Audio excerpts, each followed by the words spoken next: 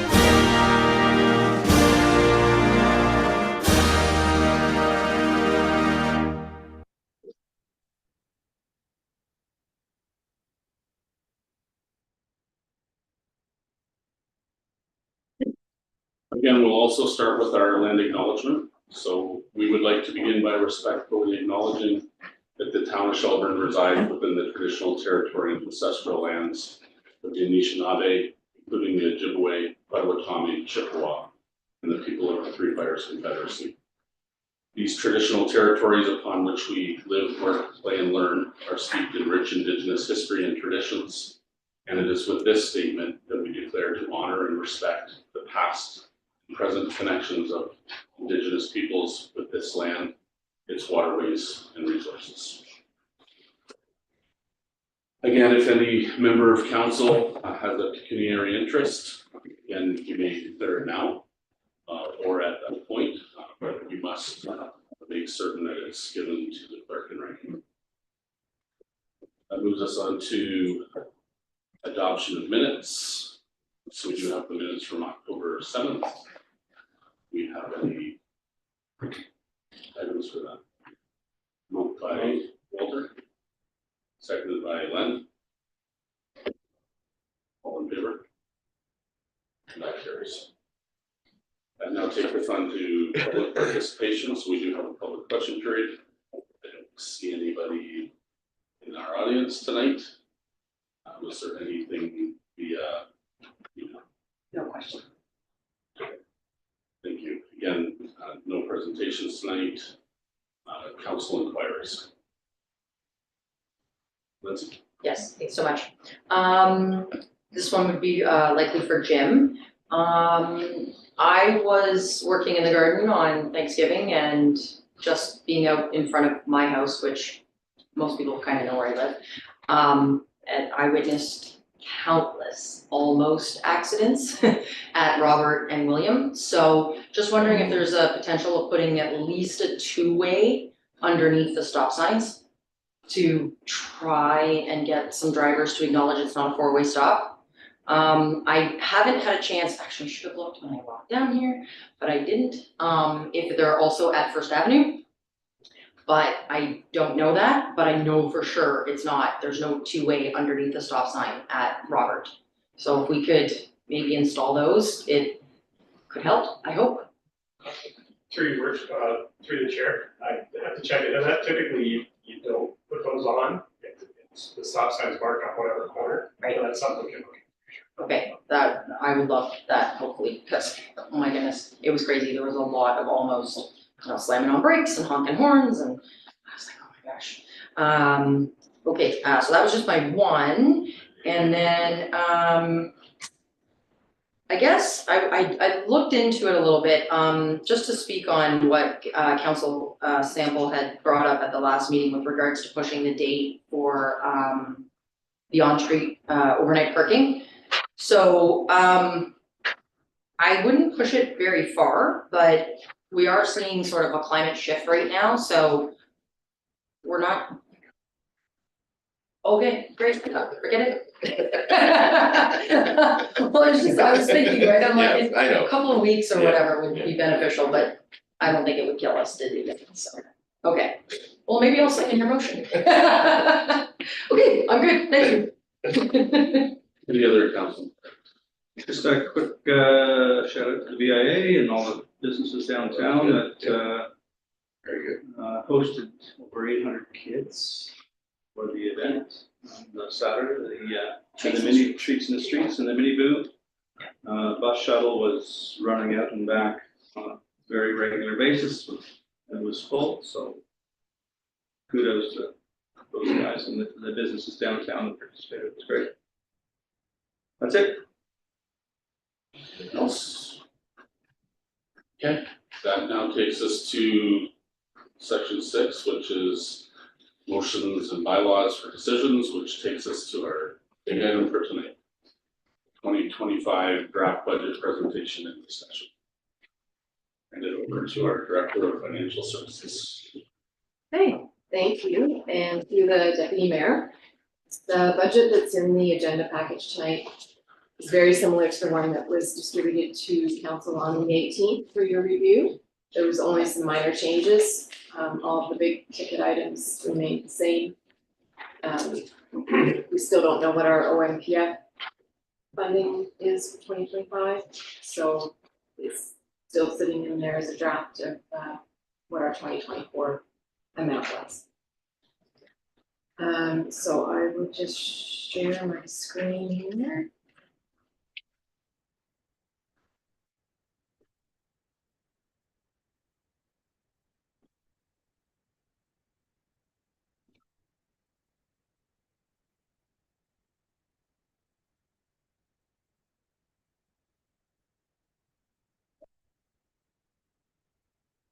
So this is the normal high-level overview of the draft budget that's in your council agenda tonight. And when I get to slide 15, we will go into a little bit more detail with our CAO and our planner providing some more information on the Parks and Rec master plan as it pertains to the Fiddle Park master plan. And then once their detailed presentation is done, I will finish the rest of this slide deck. So if we could ask that all questions are left until the very end, that would be greatly appreciated. So here we have our table of contents, and that's just strictly so that if ease of reference, we have to come back to it during the budget discussions. And as far as the budget timeline goes, we're starting tonight, October 28th, with the presentation to council. On November the 4th, we will present the draft budget to the public. Staff have dedicated this meeting tonight as a budget working discussion meeting, rather than as in other years, we've set a separate special meeting to deal with those deliberations. But we decided, just the way Remembrance Day fell this year, we had to move the public presentation up to the 4th, so there's not time between now and next Monday to have a special meeting. So we were hoping that we would be able to have a council supported budget tonight for the agenda package that goes out on Thursday. Following that, we have the adoption of the budget by motion on November 25th and by bylaw on November the December the 9th. So this slide summarizes the amount of funds needed in the 2025 budget to be raised by taxation.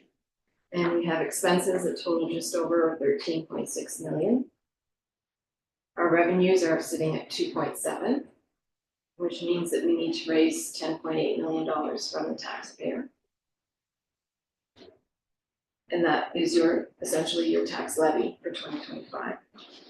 So in looking back at last year's notes, for this slide, we did touch on the difficulty of that all municipalities are facing with reaching their funding gap and infrastructure gap. And so that hasn't changed, and that came to light for everyone when we did our asset management plan in June. So having just adopted that plan, you are aware that there is a $94.3 million infrastructure gap. And staff have already started the 10-year capital plan, which will be presented in Q1 of 2025. And that plan will address those infrastructure gaps as well as the operating component that comes with many of those projects. And that is what you're seeing each year as we present the next year's budget. There are operating increases that are attributed to current capital projects that we've already undertaken. And sorry, in that slide, I forgot to point out, it was on the slide that this budget does represent 101% of the levy is $108,000. So on October 27th, we presented the budget framework to council. And some of the highlighted items from that report were that the overall tax rate increase would not exceed 5%.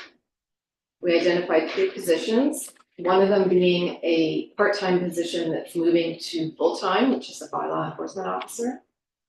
We have added a bylaw administrative assistant and a garden maintenance and landscape position, which is a part-time contract position. We've also included the automated speed enforcement based on a revenue neutral structure. And as indicated, we had mentioned that if necessary, should it be needed, we would use some of the police savings to keep the tax rate sitting at 5%.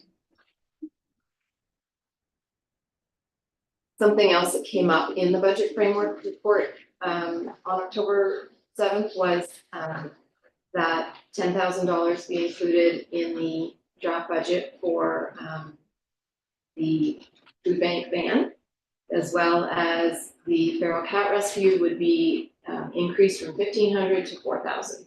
So both of those items that were discussed at that budget framework meeting are also in this budget tonight.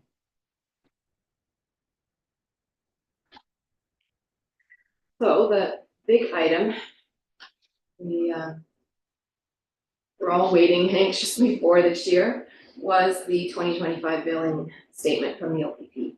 And as outlined in the report from the consultant in 2021, it was projected that we would experience significant savings from switching to the cost recovery method that all municipalities are billed under that use the OPP.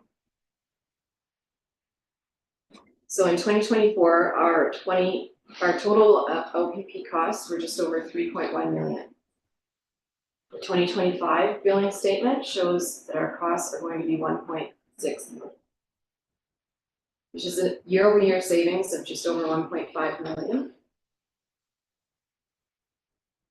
And if you look at the 2024 budget that we had projected what costs would be in 2025, we had estimated a savings of 1.5 million, so very close to what the actual amount is. And that was also the amount that the consultant told us in 2021 would be our savings. Now these figures exclude any prior year reconciliation. And the total OPP billing statement is in the agenda package under communications as item number 1. So the OPP uses their cost of policing based on property counts in the current billing model. So we may have discussed in previous years how much policing cost us per household, but the numbers that the OPP utilize in their billing statement is households that also include commercial and industrial properties. So to compare apples to apples, I will get to that in a moment, but for right now, in 2024, we estimated that there was a total of 3,222 properties which would have made our 24 costs $985 per property. In 2025, MPAC has provided the OPP with the figures that they are utilizing for their billing statement, and it totals 3,387 properties. So that cost per property becomes $477. It should be noted that their property data is based 2 years behind. So the 2023 figures that ended and were provided to the municipality for 2024's billing are the numbers that the police or that the OPP are using for 2025.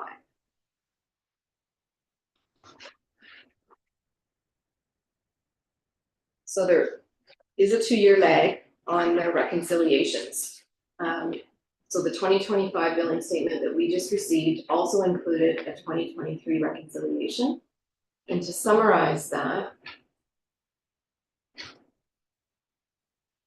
the 2025 OPP savings from the previous slide is 1.5 million. On their statement, it's showing a reconciliation credit of 666,000. Which brings our total recognized savings to $2.2 million for 2025. And as mentioned in the budget framework report, we have had to take 359,000 of that in order to keep the tax rate at 5%, which leaves an amount that staff are recommending be transferred to an unrestricted reserve of just over 1.8 million.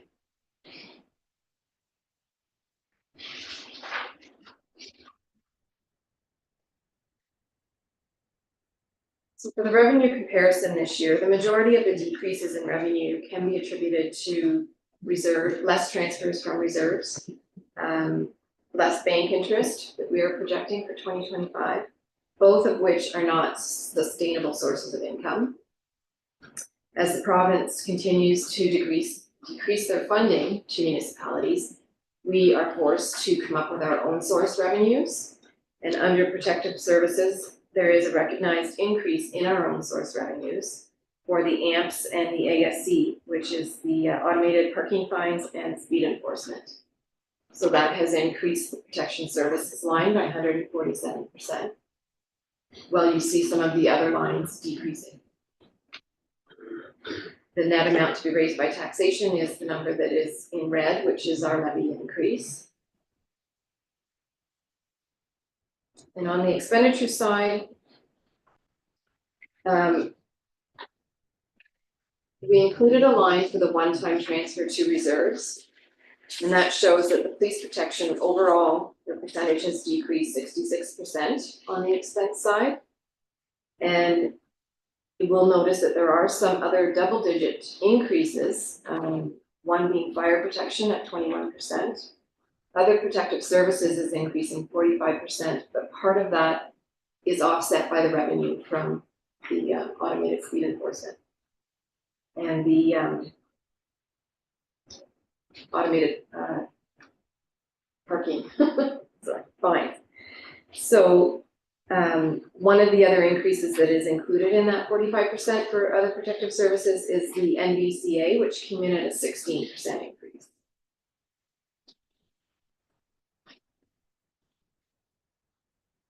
The homeowner impact is very similar to the numbers that we presented for 2024. The impact assessment still reflect 2016 market values. So therefore, there's been no change made to the average home assessment figure. We did experience 4.5% growth in new assessments, so we are able to take advantage of that growth again, which has helped keep our tax rate at 5%, even though our levy is at 9%. So what this means to the homeowner is that on an annual average home assessment, it would be $138 annually, $11.54 per month. And we have a 5% increase in the tax rate, as previously mentioned, which equates to a 9% increase in the levy. And this is the normal assessment comparison slide that we present every year, just to show the varying assessments throughout town, which are still showing as those numbers. The new homes that are being built are coming in at 2016 market value assessments and not coming in at what the sale price was. Residents are encouraged to visit impact.ca, understanding your assessment page, if they have any questions regarding their assessment. And this chart was included in the 2025 budget framework report and shows the 3 new positions in orange.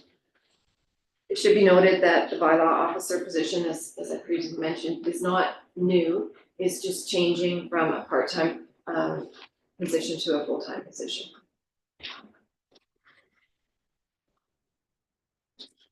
And this slide details how $1 of your taxes are split between the different service areas. Operations includes that of cemetery, storm, and waste management. Other protective services includes crossing guard, bylaw enforcement, and conservation. The recreation and culture includes the town's share of the CDRC and the library, as well as the heritage, local cultural grants, Little Park, and town events and programming. And you will notice in the recreation budget document, there are quite a few new lines under recreation, and that has to do with some of our new programming initiatives that will be starting in 2025. The planning and development includes the economic development as well as the BIA levy. And the one-time transfer to reserves, which represents $1.8 million, is in conjunction with the police protection figure. In 2023, the police protection said 33 cents. It now says 9. So that difference is being suggested to be put into the reserve until staff have a recommendation to council on how to utilize that money. If it's not put into a reserve, it will become lost in the budget and you will not get it back. It will represent a decrease to the tax rate, and there won't be any capital project that can be assigned to those funds unless we put it into a reserve. For the 2025 general capital projects, we are projecting to spend just over $8.1 million. 4.8 of that is towards parks and recreation. 2.3 million of that is operations. 782,000 is related to infrastructure, paving needs, drainage, cleanouts, and cemetery. And 125,000 is for the town hall and lighting, HVAC, additional vehicle for bylaw. A lot of these items were identified in the Parks and Rec Master Plan, as well as the asset management plan that was presented in June. And we will now take a break from this part of the presentation and we'll turn it over to Steve Weaver and our town planner and Denise Morrissey, and they will go into further detail about the Parks and Recreation. So I'm just going to stop sharing my screen, or did you already do that for me? Okay, we're good. So I'm gonna start with Carrie and to the deputy mayor. So as Carrie just identified in the capital project, it's 4.8 million. And as Phil Park was a significant component of that in terms of what we're looking at spending in 2025 of about 3.8 million. We thought it warranted a quick overview of this project and its significance. What we're gonna be looking at is just a brief history of what's gone before the 2021 project starting. That background, Steve is literally going to walk council through his 2021 report, because we believe that those founding principles that have guided staff in this implementation process as approved in the 2024 start of the project are critical in terms of just resharing that. And then I'm just going to go back and talk about some of the other components on the process before I walk us into the actual budget that we put together, what that's going to look like in terms of 2025 undertakings and future years. And then just wrap up in some of the impact that's going to have to us in the future, because it's the budget we need for respect to the budget. So just as a reminder, the redevelopment of Fiddle Park is not new, at least in terms of current timelines. Fiddle Park has been something that's been on the radar of this town since 2006. Again, in 2009, when we did a master plan. In 2019, we undertook a community improvement plan. It was not really about parks planning, but it was about the community's engagement through a whole realm of different initiatives. And I think council might remember, flowing from that was the 12 big moves. And one of those big moves was the revitalization of Jack Henry Park. One of the things was big move number 7, and that was actually the reinstatement of a community-based approach to Fiddle Park, where there was a vision for outdoor skating, outdoor events including theater or music. There was a whole bunch of different ideas that the community actually brought to us that would create a space that was used year-round. So really, it's sort of almost restating what we've actually achieving through this current process. So with that background, I'm gonna turn it over to Steve. Again, his report back in November of 2021 was the foundation for council or for staff to work towards what we understood was a great revitalization, and it's called the guiding principle and vision. That's great, Denise, and I think that background context is important because it actually wasn't very long after the current iteration of Fiddle Park in its current location was created that we already started to hear themes emerging about the community wanting broader, more frequent use and facilities in the park. So a lot has changed since that current location was created. I'm sure many of you are familiar with the prior location where Greenbrook Village sits now, and the camping history that's kind of been established with the main theme of Fiddle Park as an event-based, primarily one event per year Fiddle Fest. The 2006 Fiddle Park Management Plan was created, just to put it in context, at a time when the population was less than half of what it is now. So you've added parkland since then, primarily neighborhood type parkland. But what has emerged with that doubling of the population is more and more pressure on that theme of we need more community-wide park space that everybody can use. So that we heard pretty loud and clear in 2009 for the Parks Master Plan. That was one of the common themes. Again, in the 2019 Community Improvement Plan, as Denise outlined.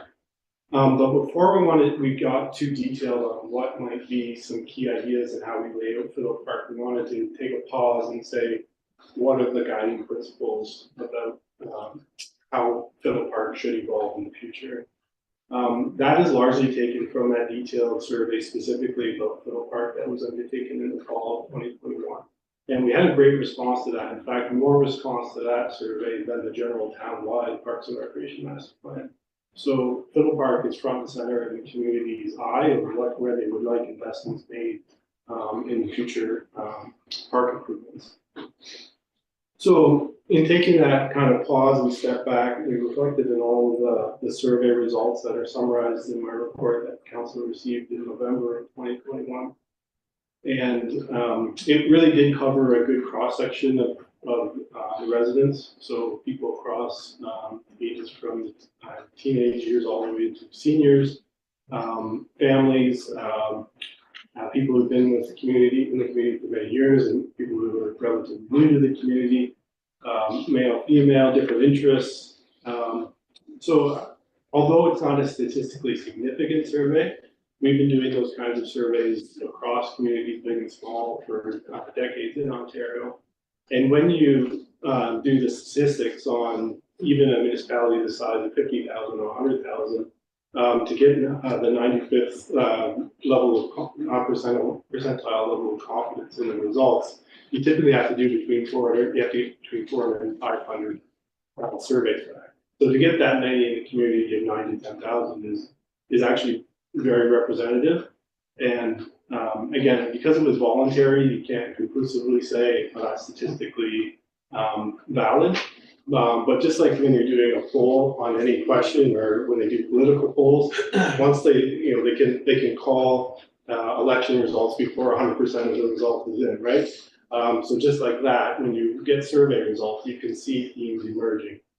And the survey wasn't intended to create a black and white, okay, people who did the survey said this is exactly what we're doing. It wasn't drawn up that way. It was trying to get an idea of people's preferences and overall directions and themes, as opposed to prescriptively, this part of the park should be used for this and this part for this. So a very important piece of engagement, but again, it wasn't at the level of designing the park space at that point. What it ultimately led to was this idea of creating guiding principles. So how do we best reflect the community input in a series of short directions that are overarching in nature? So there were 5 that emerged that council received in November of 2021 that really informed the entire master plan. And the first one is really the most fundamental, which is to take it from its history as a predominantly tourism and event-based park centered around camping to a community park, a community use park. So designing the park for community level usage was the first guiding principle. What does that mean? That means, something for everybody, something for the entire community to enjoy, all ages, all abilities, maintaining adequate space for community events at the same time. So not just say shifting to a Greenwood Park or a park space that can't host events, but having that balance between regular use and event-based use.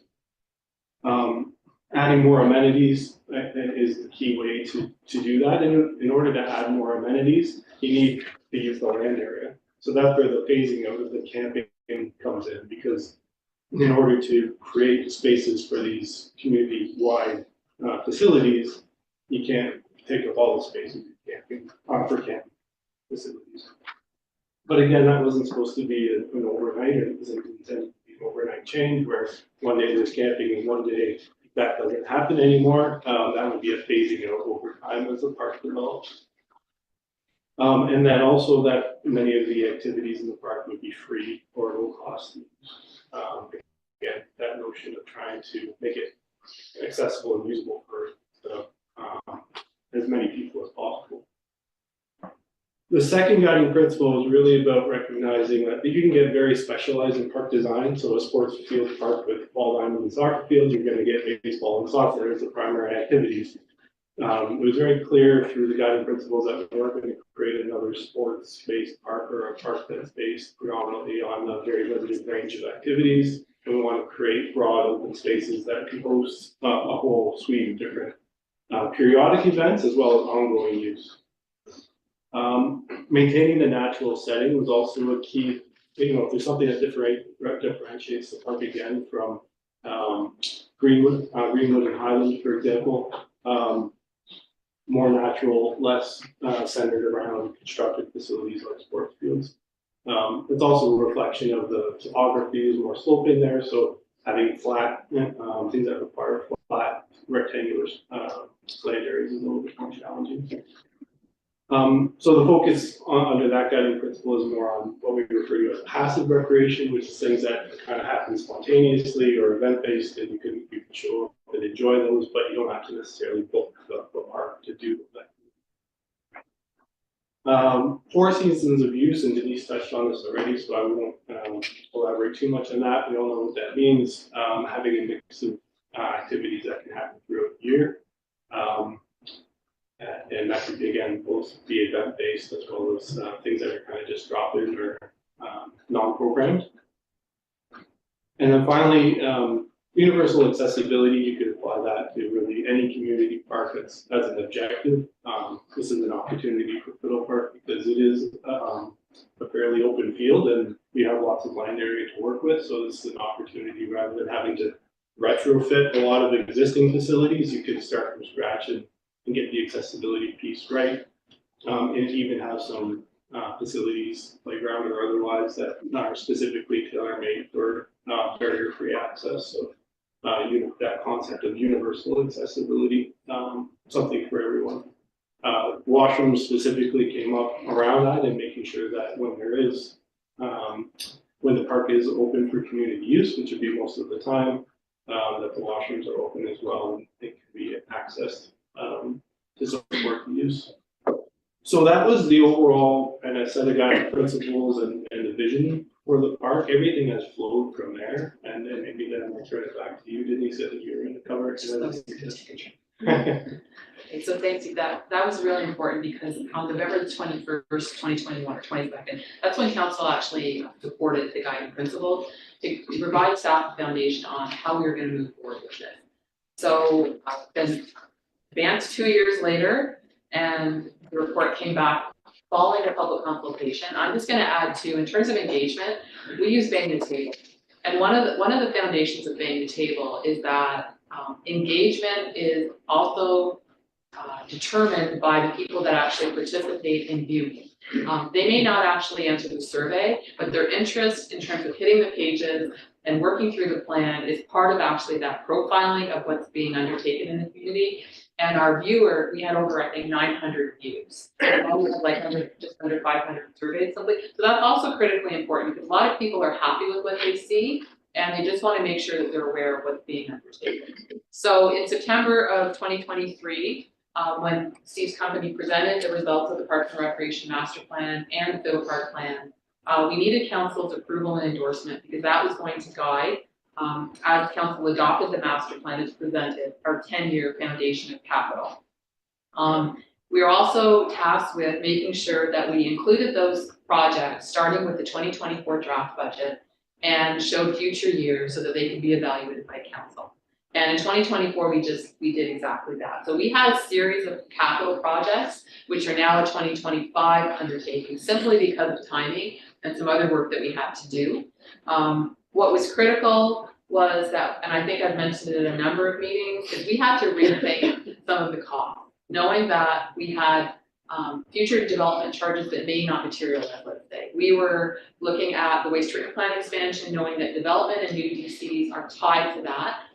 We also, similarly to another question about climate change, we're recognizing that with the potential that an outdoor refrigerated rink at about 1.9 million may not be as well utilized as we had hoped. We are looking to our colleague municipalities, which are north of us, that we're still not able to maintain refrigerated ice, let alone natural ice.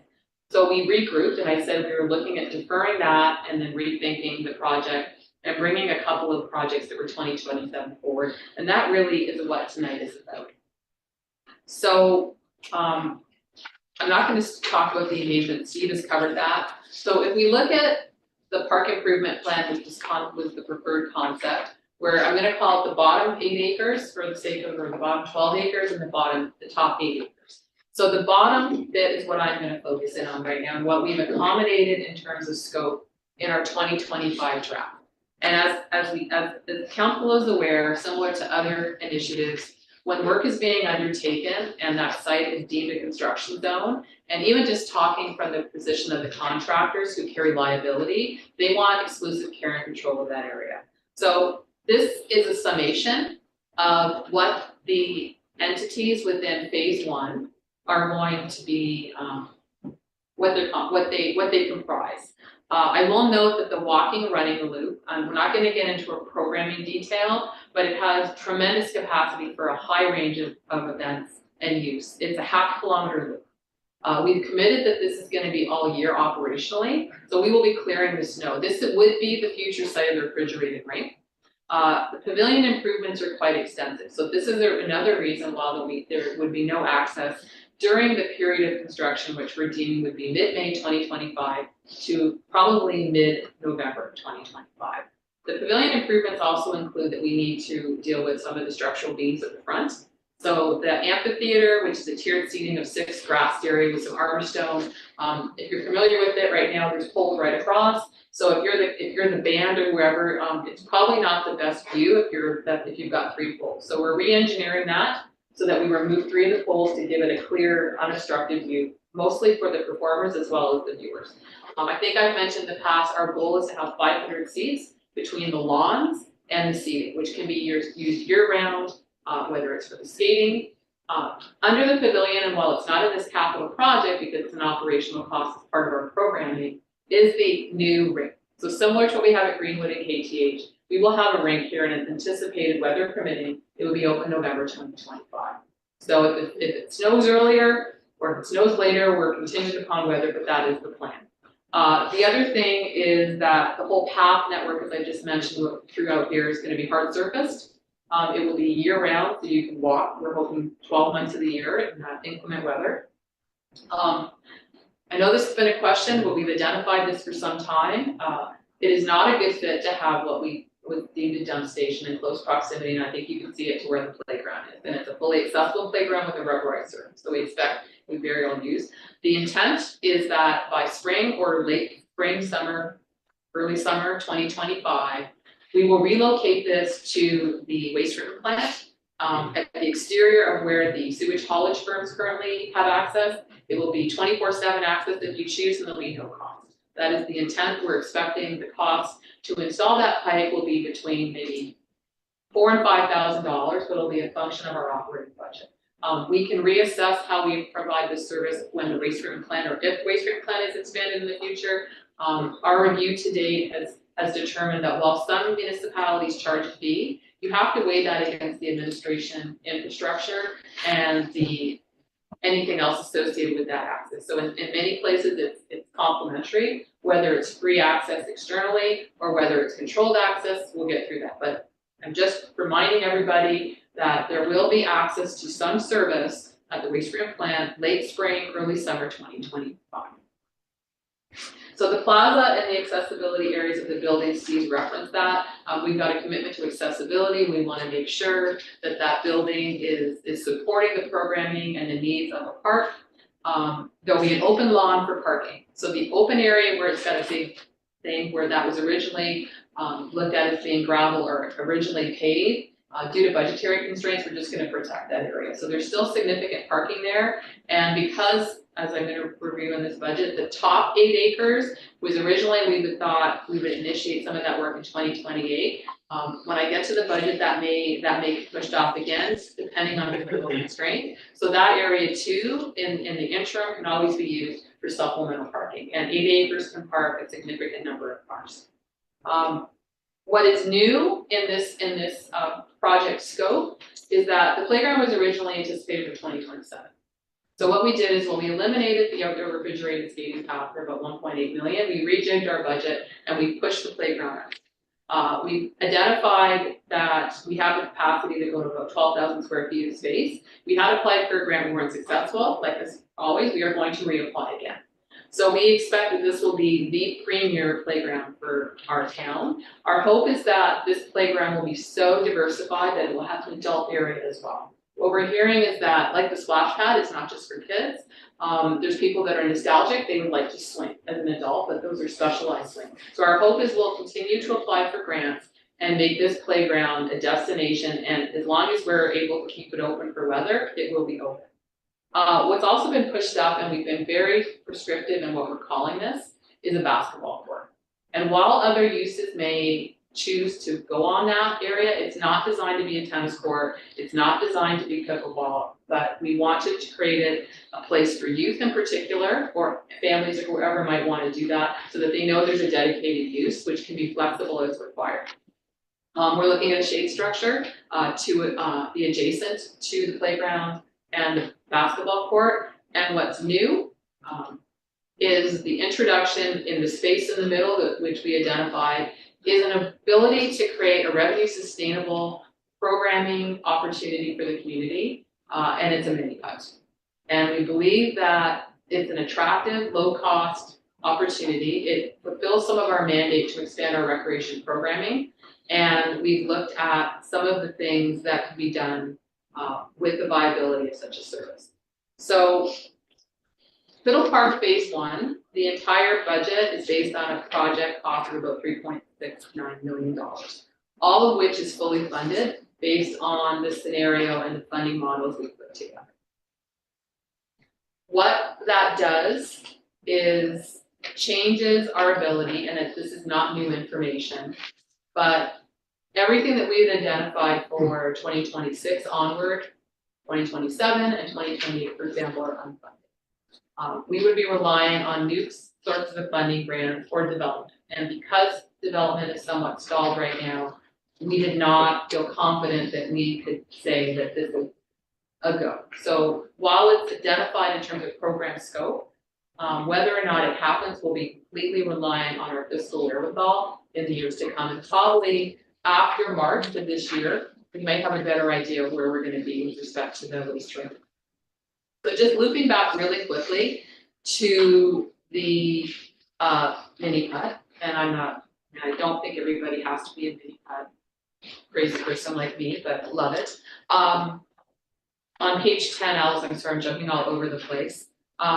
There is a page, just so you know, and you can read it, how accessible Mini Putt is, why Mini Putt is actually a really low cost engagement opportunity for families. But the most important thing for us is creating a sustainable revenue source. While it's not a lot of money, we are projecting that based on whether it's $6 per person for 18 holes or 7, that we could generate anywhere between $140,000 to $179,000 annually.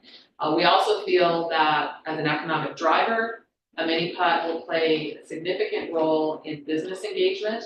And because of the close proximity to where those businesses are, it will also be, for example, something that programs that are using this in terms of events, Canada Day, for example, might like to have hours or a 3-day Mini Putt as a component of their program. We've talked with staff as council, Community Mini Putt Day, certain other events that are happening throughout the year could be an opportunity for free access, either family day if it's weather permitting, cold, but that sort of it. So we thought that this was really important because it also, not that free everything is a requirement, but it provides that. Similarly, the bowl will be a venue for concerts. Now, while there'll be many free venues, we're also seeing a pairing with Grace Tiffany Hall where there would be the ability to have a ticketed event. And that concert would be based on a minimum of a break-even approach, but could bring in performers that otherwise would not be here with 185 seats in Grace Tiffany Hall. It's not Ontario Place and that kind of venue, but if we have 400 seats, that's a significant opportunity for a ticketed event. So the total budget, like I just mentioned before, for phase 1 is about $3.6 million. And if we factored in all of the phases and what's not funded, our budget estimates were originally $7.3 million. After this phase, we come to a standstill until we're capable of funding. That sort of wraps up my component of this. Just on the last page, and this was more not for council's sake, but for the community's sake, is a pretty quick summary of every document that is applicable to the Parks and Recreation Master Plan and other park initiatives. Because council has made a significant investment. Your priorities told us that you wanted to see enhancement. You approved special levies in a number of years to create a Parks and Recreation reserve. And staff, we're working towards making sure that your commitment to those investments is being made, and particularly for the park. So I'll turn it back to Carrie.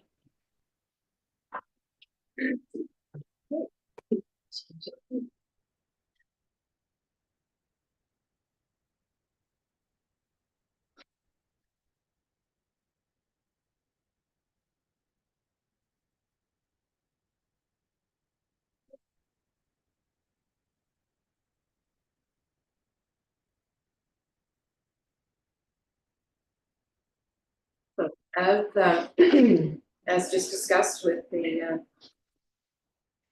funding opportunities that we have for our capital projects, we are looking at a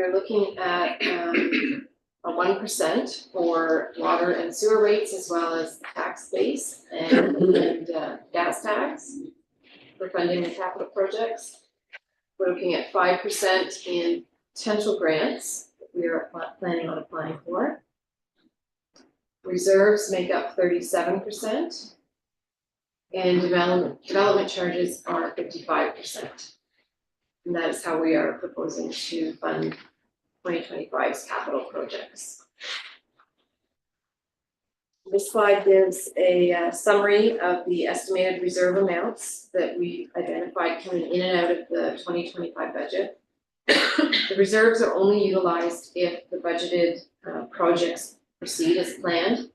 So the opening balances for 2025 may be different than how we portrayed them ending in 2024. And that is because projects that didn't come to fruition, or we're still in the middle of them, or they won't be funded until 2025. So that just explains any differences if you were to go back and look at last year's presentation. For comparison's sake, we did not include the $1.8 million going into the unrestricted reserve. And I didn't want to put that in here because it skews your totals if you are looking at a year-over-year comparison. A couple of new reserves that we did mention in the budget framework report were that of the fire marquee recoverable, as well as a natural assets reserve and a new reserve for the planning of the town's 150th anniversary in 2029. So those are shown here. We are utilizing, as part of the Parks and Recreation projects, we are utilizing some of the reserves that we had set aside, for example, the Parks and Rec special levy, as well as the Parkland dedication reserve. Those amounts will be taken from the reserves, and they're shown here in the column coming out. This chart also does not include the reserve fund balances for gas tax or development charges.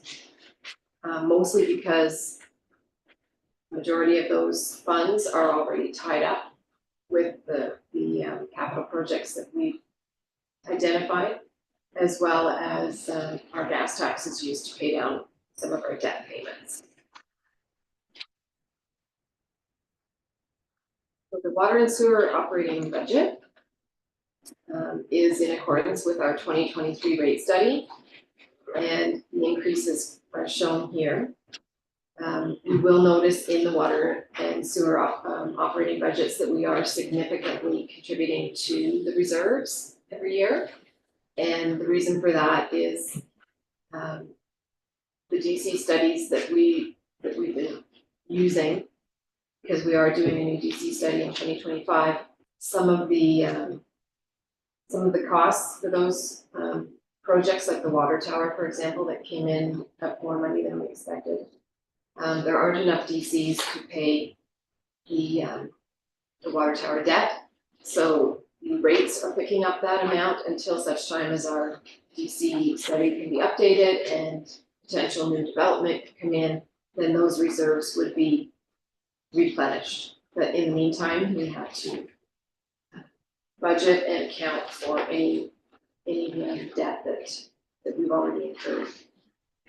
The Aqua contract is tied to CPI increase, so it did go up 1.9%. And for water and sewer capital, there are quite a few carryover projects from the 2024 budget.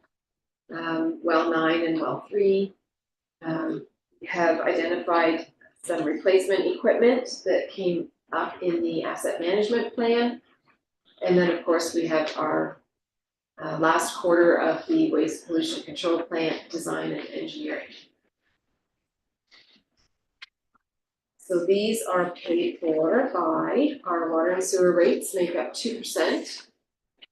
The water reserves make up 66%, sewer reserves are 20%, and our development charges are 12% to fund the capital projects identified. And this is a summary going out to 2028 of the water and sewer reserves, and it shows the amounts going in that we've included in the rates. And starting in 2026, it shows the water tower debt payment coming out. And for the sewer reserve, if the plant expansion does not proceed and we end up doing the status quo and just doing the necessary upgrades that we've estimated would be approximately 15 million. By 2028, we show that we've got 13.4 million in that sewer reserve. So we would be able to complete that project without having to borrow.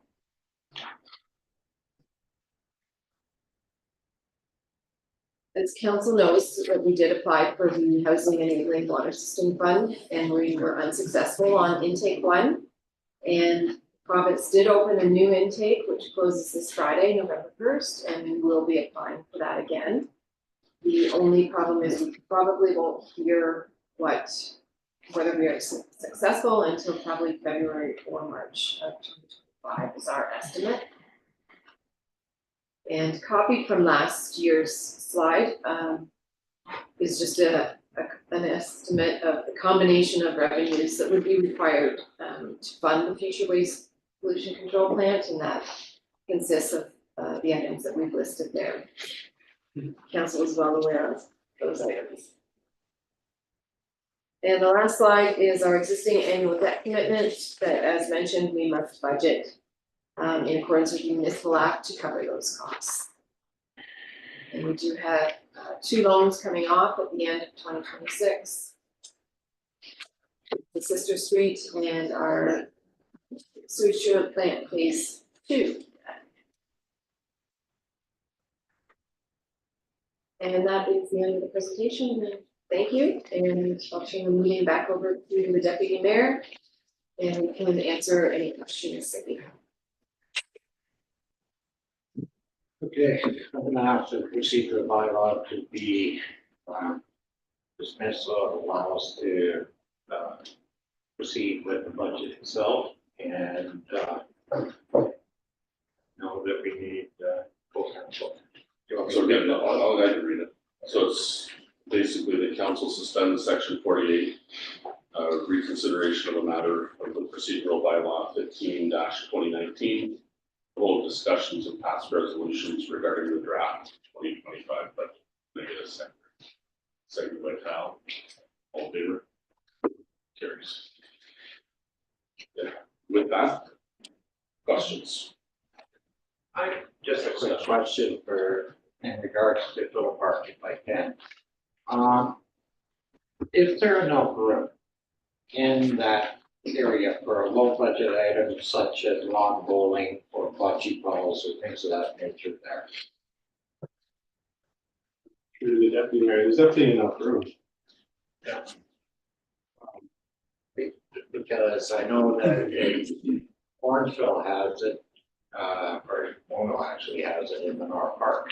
They have the lawn bowling club and whatnot, and I'm just wondering if that, you know, is something that could be done up in the park. And cost wise, I don't think it would be a huge fortune, it's just the type of grass that they use. And bocce balls, bocce balls is basically sand in an area, so. Through the deputy mayor, yeah, there's definitely different iterations of that. There's lawn bowling, bocce is usually it's a narrower court with the sand surface, and if, you know, doing one wouldn't be a huge capital expense, but they're usually done in multiples. And those types of facilities also typically form around a club. Similar to tennis and pickleball, I know you kind of got the precursors to what might happen become tennis or pickleball organizations locally with the court at PTH. The one thing that often does come with it that starts to make it more capital intensive, well, 2 things really. One is lighting, because that allows a later hour of play, but also like some kind of clubhouse and stuff for storing the equipment. It's a very social activity, watching lawn bowling, and just the sport itself is just as much about the social gathering in a clubhouse afterwards as it is about playing the sport on the surface. So, I mean, there are spaces within the park that we haven't identified for any programs. So, I mean, I don't see why that could be looked at as a future phase. Capital wise, we don't have. We're very tight to the budget right now on what's been identified for phase 1. So just to build on that, we were very cognizant when we had the splash pad to make council aware of the operating costs that would flow from that, and that was identified in operations review. Traditionally in lawn bowling, the care and the equipment required to keep the grass like manicured landscape is also costly. I mean, it's like a putting green. Yeah. It would have to be fenced. Traditionally, there's membership fees, so while we can certainly explore that for a secondary phase and have some engagement to see what the demand is, it just can't be cost. Like if you go back to, and I didn't go through the budget line by line, but we literally, in the focus of what we listed in terms of what we're funding in 2025, it's pretty tight. I wasn't asking for it to be done, I just wanted to know if there's room for it. Yeah. Okay, that was the question, is there room for it? So Okay. the top 8 acres in, I just happened to bring it with me. It's on the plan, but see, okay, so there's phase 1, and it's changed, that was the open space. I know that nobody on thing, there's phase 2, when it's all complete, so you see there's trails, linkages, treat areas, which is all part of the guiding principle, so that top 8 acres would have capacity for incorporating additional programming space within there. And some of what you're suggesting would actually integrate into that kind of space very well. That was the question, I wasn't looking to put money into it or anything, I was just wondering, is there room for it?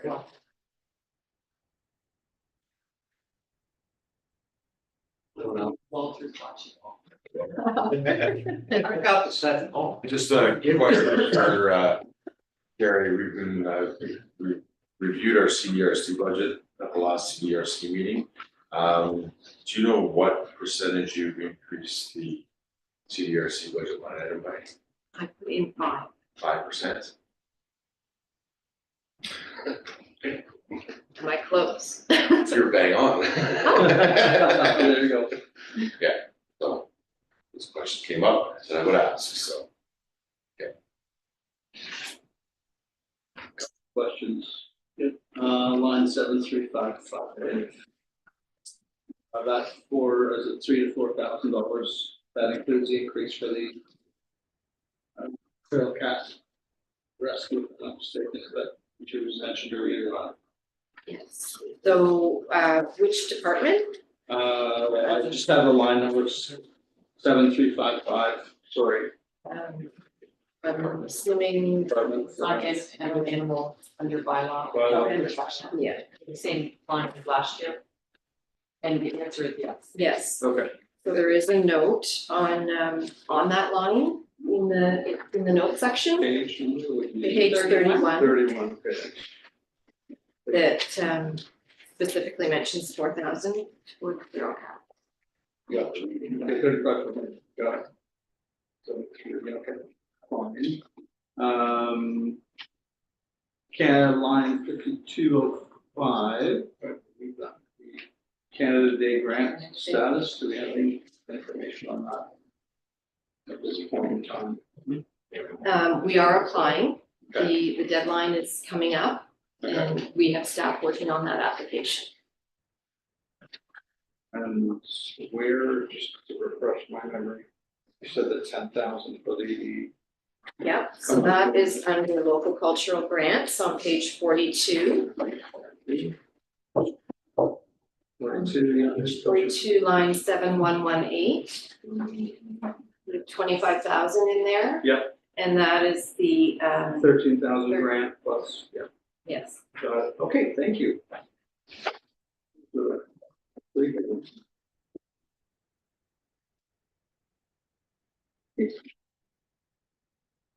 Anyone else? I mean, not really, I sent a message earlier to Gary just to ask about, like, we can't go back obviously to SPD, but I was sort of wanting a comparison or as close as possible to what it would have costed if we kept them, as to what we are paying now, right? So, I guess for me, it was just, I really wanted the community to understand our savings. You kind of covered it a little bit in, your budget review here, so, I mean, if you have any little bit to add to that, just so people are really understanding of these savings we're actually seeing, because I find that just people, when they read these things, or they listen to what we do here tonight, there's so many numbers thrown out, and there's so much information, and they just don't just get the very black and white, okay, so this is what we saved type of thing, right? And I think sometimes we just need to state that in as easily understood terms as possible. Yeah. So through the deputy mayor, I went back to 2020, the year 2020, which was the last full year that we had Shelburne Police Services. And at that time, their net budget, which is their revenues, less their expenses, was $2.665 million at that particular year. Yeah. And in that year, our household count was 2,905. Then that does not include any commercial or industrial properties. That was, back then, we just referred to it as the cost per household. So that worked out to $918 per household. Right. Is what we were paying in 2020. Yeah. And with the slide presentation on page 7. Yep. We are showing that for 2025, we are paying $477. So anyone who's watching, we said there would be a savings, and there is. Period. I'm just gonna build on that, because in addition to the operating savings, council will recall that there was a facility. So there would have been a potential at the time, council provided directions to spend up to, I think, $3.4 million on an expansion. There was some talk about a $7 million facility as well.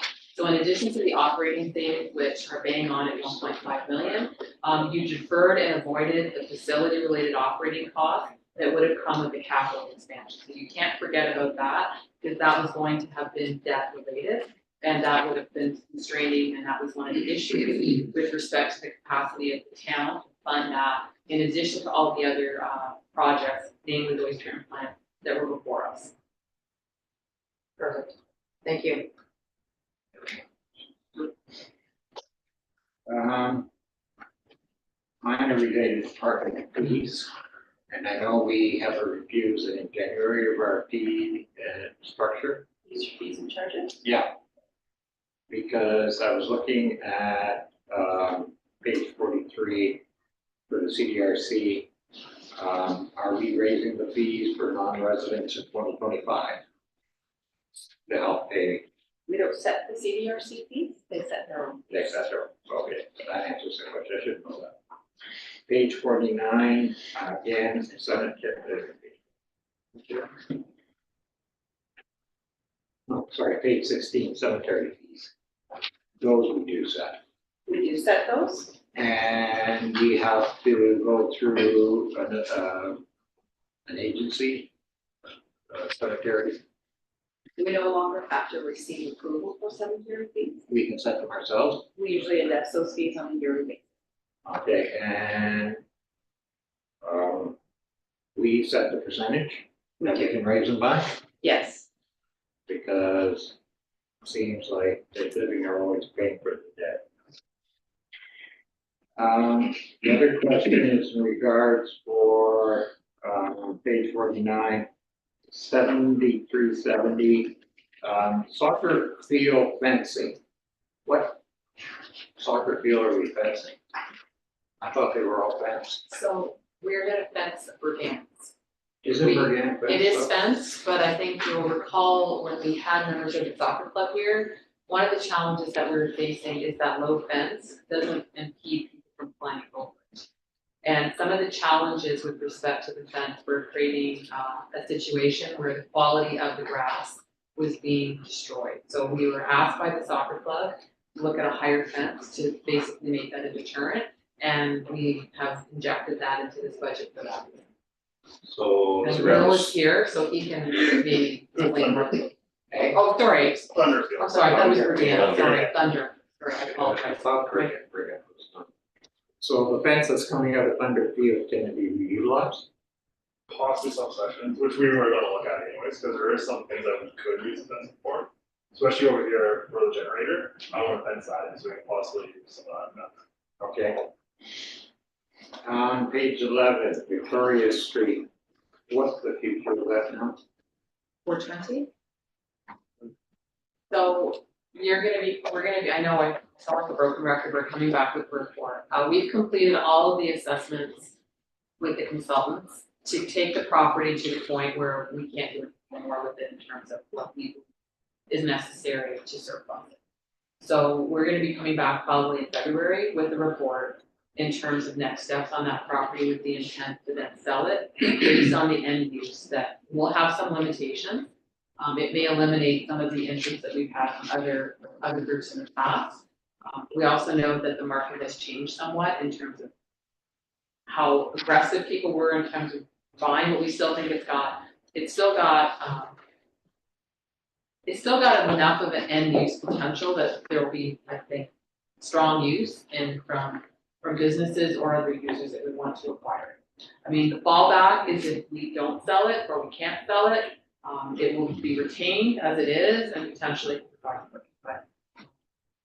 And the intent has always been, once that property is sold, that the money that we spent to date would be recouped at least partially by the money going back into the capital reserve as we finance.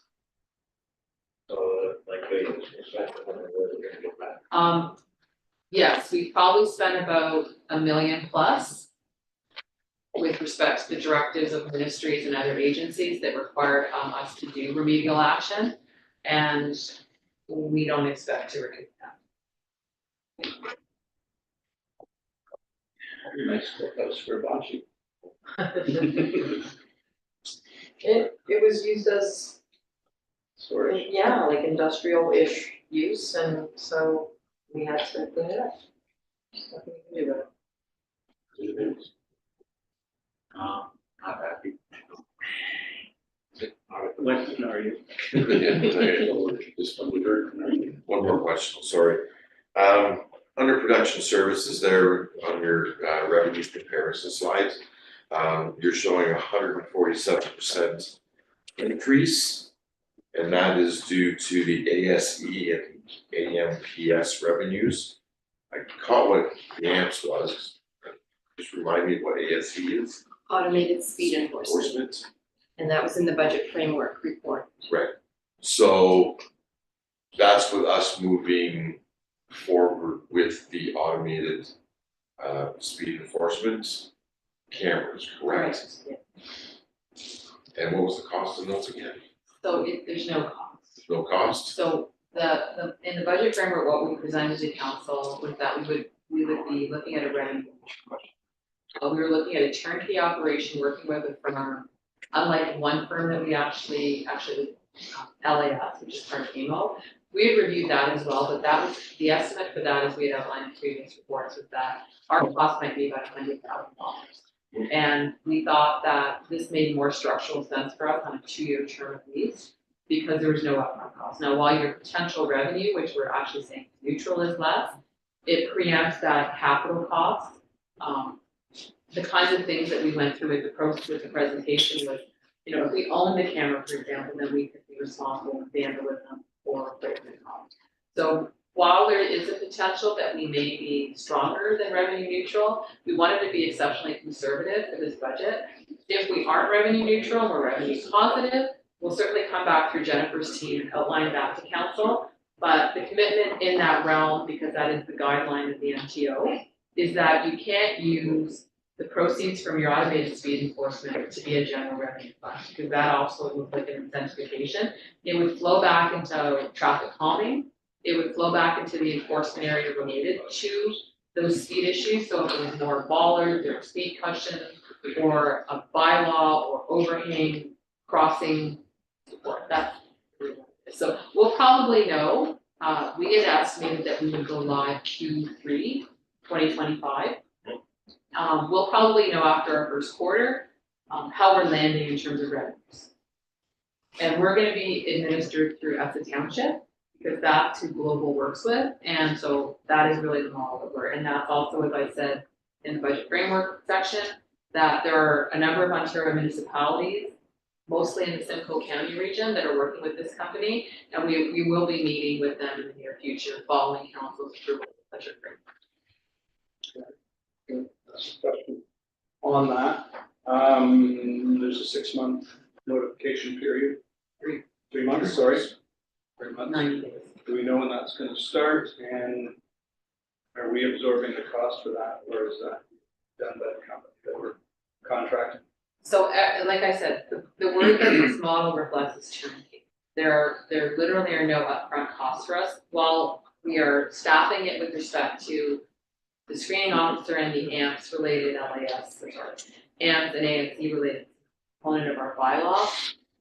they're guiding the principles and the model and how we roll this out. So there's the notification period, then there's the installation period, and then like the hope is that we go live in Q3 2025. Okay. And our first meeting with them is probably in November, in follow-up to the budget framework, so that we will have a better idea of the process, because there will be a strong public-facing communication on this. And we have based our expectations on 5 candidates, actually, because we feel that, and not to be negative, but tickets may change behavior. And council has indicated that you feel there's many streets in our community, and our data has demonstrated that as well, that if we can change that behavior rapidly, then maybe we don't even need this program, because your goal is not to have. So it's only a 2-year contract with that, is what we're just thinking about in the future. It can be in perpetuity, but we traditionally, you're signing an interim contract where there's 1, and 1 is just not enough time. Yeah. So 2 is probably the minimum, some are signing for 5. And then you determine whether that model is still the best solution for you, or do you want to explore other models that may make different financial outcomes for you based on your capacity to fund it. Thank you. I'd just like to add to that, just for clarification. So on page 26 of the operating budget, we show the 100,000 revenue for ASC. And normally that revenue section is quite low. So that's why it looks like such a huge increase in year-over-year budget. Right. But then that 100,000 is also offset on page 28, where any funds that are in excess of the cost are transferred to a reserve, and then that money is then spent in the operations budget for the traffic calming measures, and we pull from that reserve. So it shows up on like 4 different pages. Yeah. I was trying to follow, thank you. Okay, on the amps. I know we've talked about taking it, all of it, bylaw and everything into amps. POA as well, we're going in amps. When can we take it away from the POA? Because right now, we're showing quite a decrease in POA revenues. And that's due to the way things are processing with the delays. So when can we fully take over everything and have control over everything? So through the deputy mayor, as noted in my previous report, any tickets issued prior to the implementation of AMPS will remain in the POA process until they've been adjudicated there. Once we reach 100% penalty notice issuance by the town, those are retained 100% within the town. So that's going to start as of now, or? We're hoping to have AMPS implemented by March 2025. Okay, that's what I was looking for, March 2025. So any tickets issued prior to that will remain in the POA process until they're fully adjudicated. Okay, so hopefully that will increase our line item in the budget as well, because now we have control over it.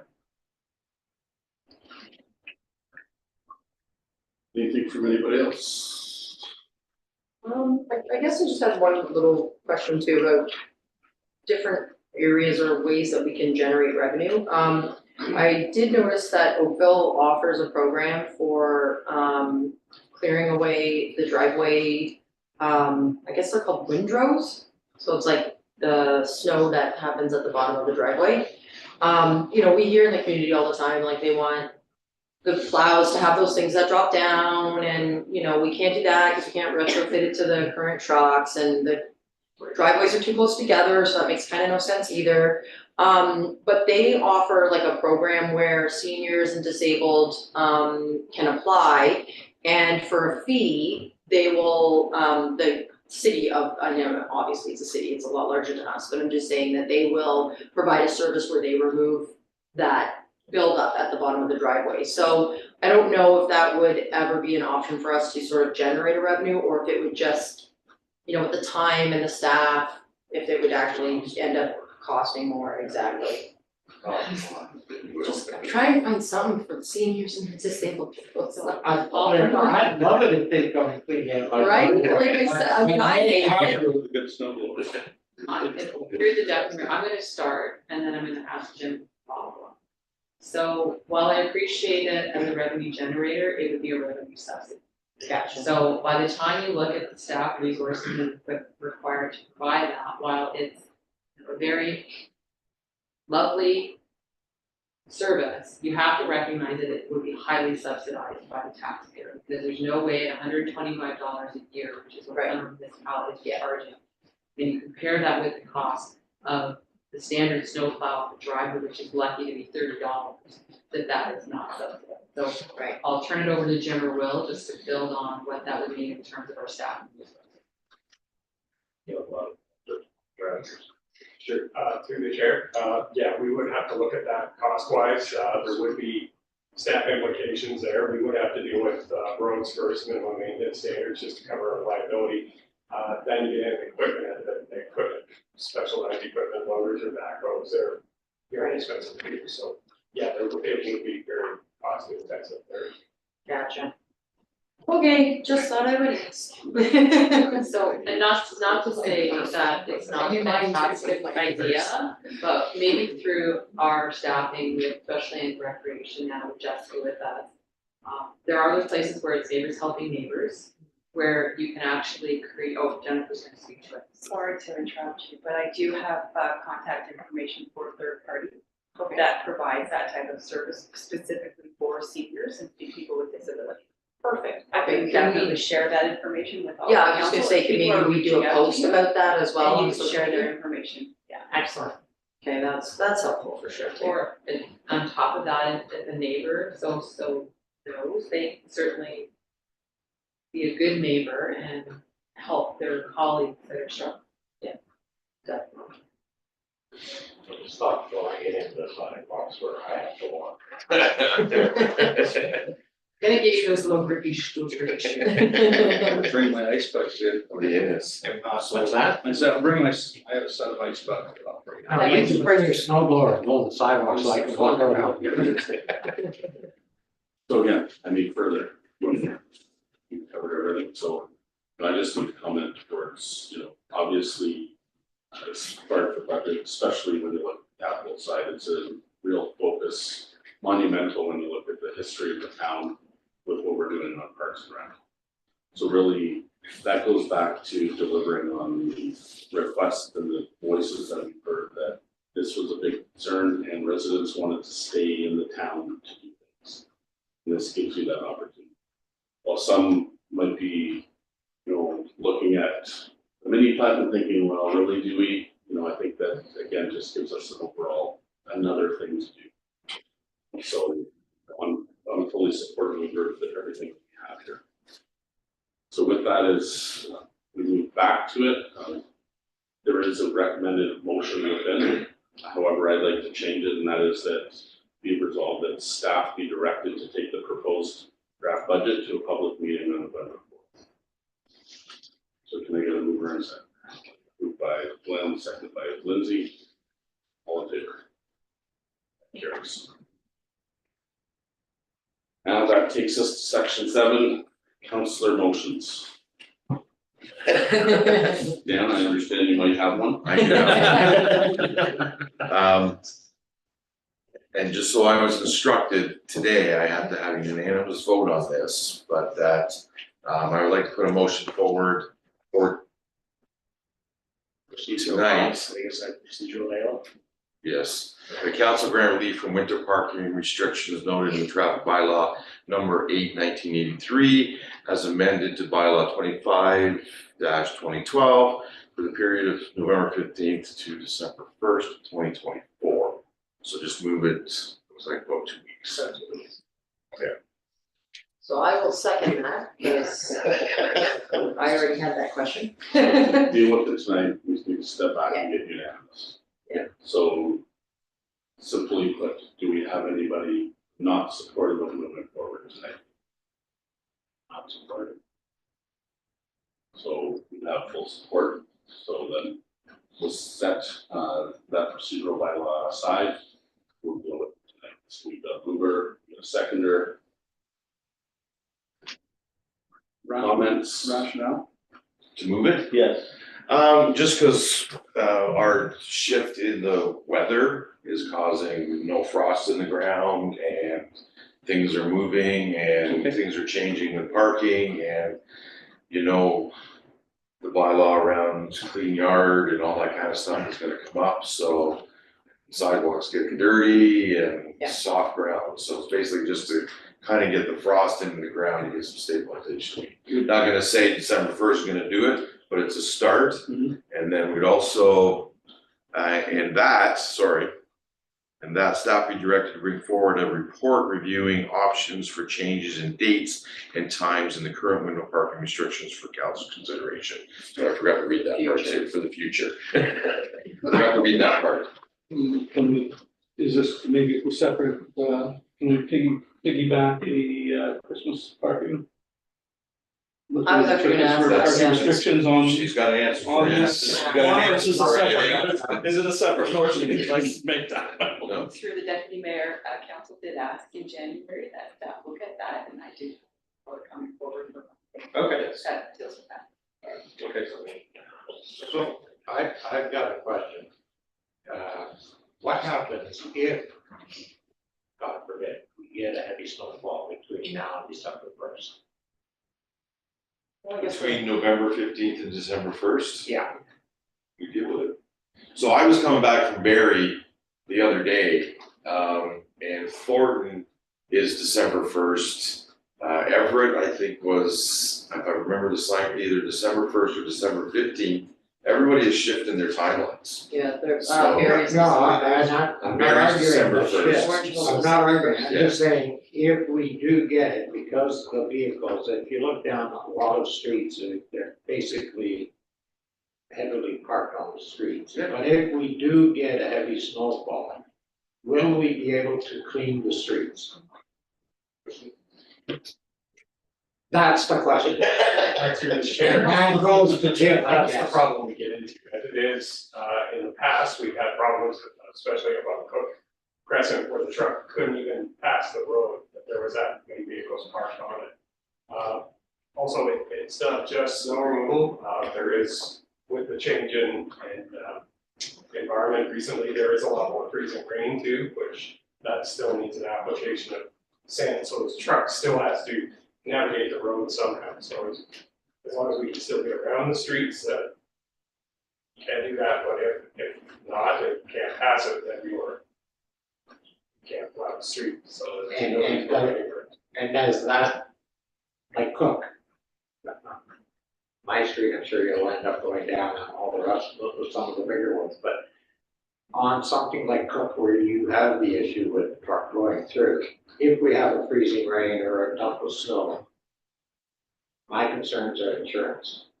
It's, there's always gonna be somebody, it's either gonna slip, fall, or afraid to have an accident or whatever, and they're gonna blame. Sure, but even the northern cities are changing their dates to December 1st. You got Barrie's December 1st. You got like Orangeville's December 1st. They have the same weather as us. So, We have to make sure we stick with the minimum maintenance standards, obviously. yes, But I think it's a good opportunity this year to assess what the weather's potentially doing as an interim, look, right? I'm not saying it's just for this year, though? the motion right now is just for this year, here, and Yeah. then staff is to bring back a report. And for possible future. Future. But we can use this year as a model to say, okay, Yes. what has the weather actually done? When did we get the snow? Because we've had a bit of a abnormal year. All the way through. Well, we've had abnormal years over the last few years. Yeah, Where I was snowmobiling in the end of October, I'm not snowmobiling until the end of January now, you know what I mean? So snow's just but not it's there snow anymore. mobile into like May. Yes. Snowmobile needs a little more snow sometimes than what's on the road that we get, so. But we've had snow on October 31st before too, on Halloween. Absolutely. Yeah. And we've still had cars parked. to snow. Yeah, Yeah. exactly, so, we still have cars parked on the road, because it's not November 15th. Len, I was gonna say, just to be fair to Public Works and to Jim and his crew, is there an option in this motion to declare an emergency and rescind. Does that give you enough time to? I think it'd be hard to. That'd be hard, yeah. I'm just saying, I If a mean, fluke snowstorm comes in, you're not gonna say you can't rescind it. no, that night, what you I'm know what I saying mean? is if So- there's it'd be hard to changes follow. away, you've got the option to move the date up or down. I mean, I know it's a tough call, you can't predict the weather. But it kind of leaves us exposed. And the thing is that it's only for this year. I understand that, but So still. let's just play this year out. If we run into an issue, we don't do it next year. My only concern would be insurance. Or liability. Okay, so why don't I propose instead of the 2 weeks, because we are only doing it for this year as to see what happens. What if we did it for a single week instead of doing December 1st, we extend it a week? I don't think it's gonna make a difference. It's not gonna make a difference. Let's go 2 weeks, leave it at that, and we see where we're running into. I don't think it's gonna, I personally don't think it's gonna be an issue. If you watch, the ground is not even frozen yet. And we're coming into October. Actually, the mayor just wanted to remind you, should you grant relief from it, you will not be able to take it. So you should be able to wait in the event of a weather event. Okay, I think everybody's had an opportunity to speak to it. But furthermore, all in favor? Okay. I did this. Okay, that takes us to section 8, communications. Does anybody have anything that they want to cover? Sure. Let's see. Nobody wants to pull anything else? So can I get a mover and a seconder to receive all the lists of the list? Moved by Walter, seconded by Kyle. All in favor? That carries. There is no closed session this evening, so that takes us to our confirming bylaw. Can I get a mover and a seconder for confirming bylaw? Moved by Lindsay, seconded by Glenn. All in favor? That carries. Finally, we've got a motion to adjourn. Moved by Kyle, seconded by Walter. All in favor? Carries. Thank you very much, everyone. Steve.